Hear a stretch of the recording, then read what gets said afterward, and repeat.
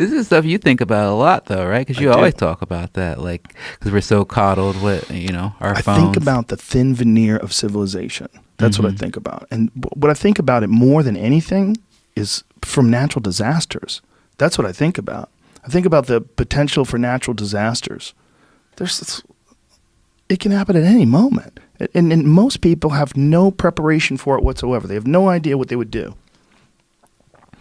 It just seems that if you're paying attention to history at all, you know that it happens all the time. It almost just happened. That one that you pulled up the other day that happened in December, some asteroid that blew up in our atmosphere that had 5 times the power of Hiroshima. 10 times. 10 times the power of Hiroshima blows up in our atmosphere. Motherfucker, man. If that hits Chicago right in the face, that can happen. I mean, it's happened all over the world before. Mm-hmm. There's a total possibility that we can get hit with a chunk of iron the size of a fucking ocean liner, and it just slams into a city and nukes that city.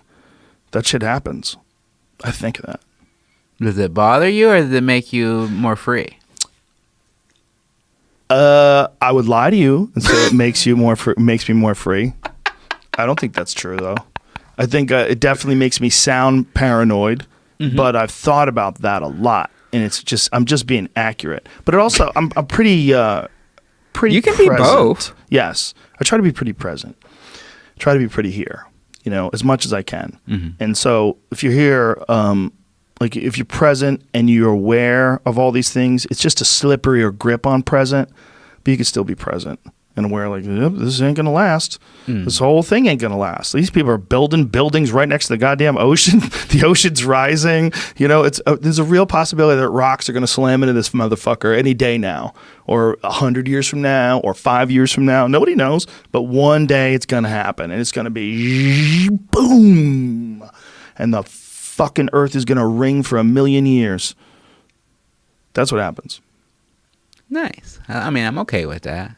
Because it's out of my control in that regard. It's a good way to look at it. Mm-hmm. But it's also seems like horseshit because this world seems very permanent. This moment seems very permanent. Life seems very real. It's been real my whole life. Every day I get up, life is real. I don't buy. But that's the thing, this too shall pass, right? You gotta, you always know that nothing is true. I think that's one of the biggest life lessons I had by having a not most stable childhood, of moving around a lot and bouncing around to different schools in different states, where I was like, I learned very quickly that things aren't permanent, and I learned also that things are very relative to whatever area you are. That's what really helped me.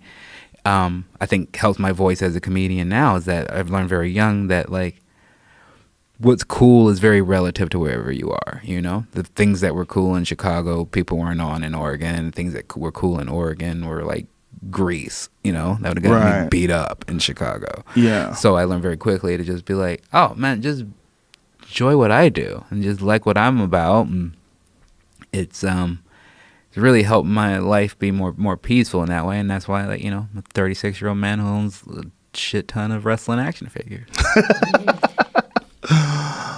Yeah, that's half of the life is trying to find the balance between being satisfied and being motivated. And being happy and just being present, just finding out what you actually enjoy, just doing it. Just do that thing,